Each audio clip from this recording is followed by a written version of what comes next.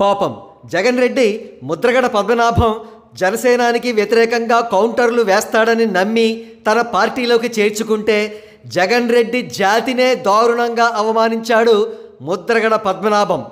ఏ విధంగానో తెలుసుకుందాం.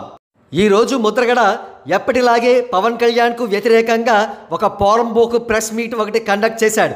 ఆ ప్రెస్ మీట్లో ముద్రగడ పద్మనాభం అంటాడు కదా, నేను ఎట్టి పరిస్థితుల్లోనూ పవన్ కళ్యాణ్ని ఓడిస్తాను, ఒకవేళ పవన్ కళ్యాణ్ గెలిస్తే నా పేరు మార్చుకుంటాను అన్నాడు. అలా ముద్రగడ తన పేరు మార్చుకుంటాను అని అనగానే వెంటనే అందరూ ఏమని అనుకున్నారంటే తన పేరుని ఎర్రి పువ్వు అని మార్చుకుంటాడేమో అనుకున్నారు, లేదా ఉప్మా పద్మనాభం అని కూడా అనుకున్నారు. కానీ ఏమన్నాడో తెలుసా? ముద్రగడ పద్మనాభ రెడ్డి అని మార్చుకుంటానని చెప్పాడు. ఇక్కడ రెడ్డి జాతికి ఎంత అవమానం జరిగిందో గమనించారా? ఓడిపోయిన వాళ్ళు రెడ్లు అనేది ముద్రగడ పద్మనాభం విశ్వాసం అన్నమాట. అందులోనూ మామూలుగా ఓడిపోయిన వాళ్ళు కాదు, ఛాలెంజ్ చేసి ఓడిపోయిన వాళ్ళు రెడ్లు. అంటే రెడ్లు అంత హీనం అన్నమాట.